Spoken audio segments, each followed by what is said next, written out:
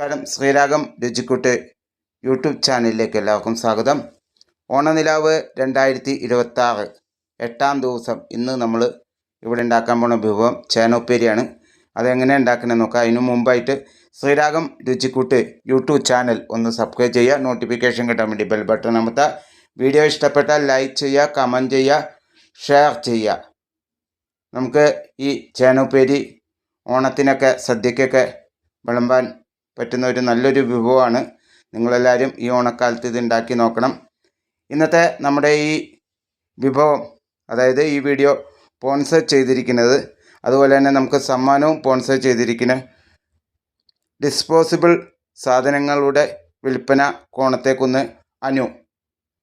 സമ്മാനം ബ്ലൂടൂത്ത് സ്പീക്കറാണ്.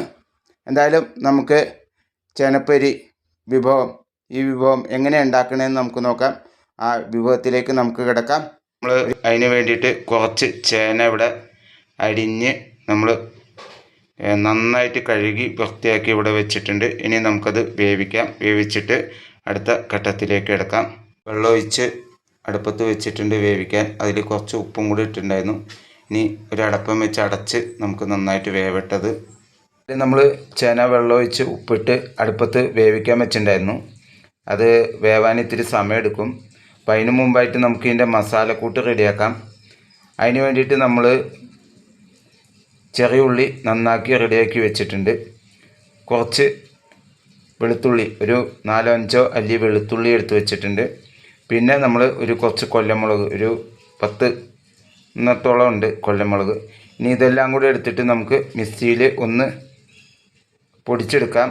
അധികം ഇത് വേണ്ട, നമ്മൾ ഒന്നടിച്ചെടുത്താൽ മതി നമുക്ക്. എന്നിട്ട് നമുക്കിത് എങ്ങനെ ഉണ്ടാക്കണമെന്ന് നോക്കാം. ഉപ്പേരി ഇനി ചട്ടി അടുപ്പത്ത് എടുത്തു വെച്ചു. അതിൽ വെളിച്ചെണ്ണ നമ്മൾ കുറച്ച് ഒഴിച്ചു. എന്നാലും വെളിച്ചെണ്ണ നന്നായിട്ട് ചൂടായിട്ടുണ്ട്. ഇനി നമുക്ക് അതിലേക്ക് നമ്മൾ പൊടിച്ച് വെച്ച മസാലക്കൂട്ട് നമുക്ക് ചേർക്കാം. എന്തായാലും അതിലേക്ക് നമ്മൾ മസാലക്കൂട്ട് ഇടാണ്. കരിവേപ്പില അടക്കം നമ്മൾ അതിലേക്ക് ഇടാണ്. എന്നിട്ട് നമുക്ക് നന്നായിട്ട് ഇളക്കാം. ഇളക്കി നന്നായിട്ട് അത് മൂക്കട്ടെ. ഒന്ന് മൂത്ത് കഴിയുമ്പോൾ അതിലേക്ക് നമുക്ക് നമ്മുടെ വേവിച്ച് വെച്ചിരിക്കുന്ന ചേന നമുക്കിട്ട് മിക്സ് ചെയ്യാം. അതിലേക്ക് കുറച്ച് മഞ്ഞൾപ്പൊടി നമ്മളിടുന്നുണ്ട്.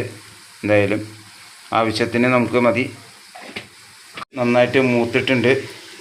നമ്മൾ അതിലേക്ക് ചേന ഇടാൻ പോവാണ്. നമ്മൾ കുറച്ചായിട്ട് ചേന നമ്മളിടാൻ പോവാണ്.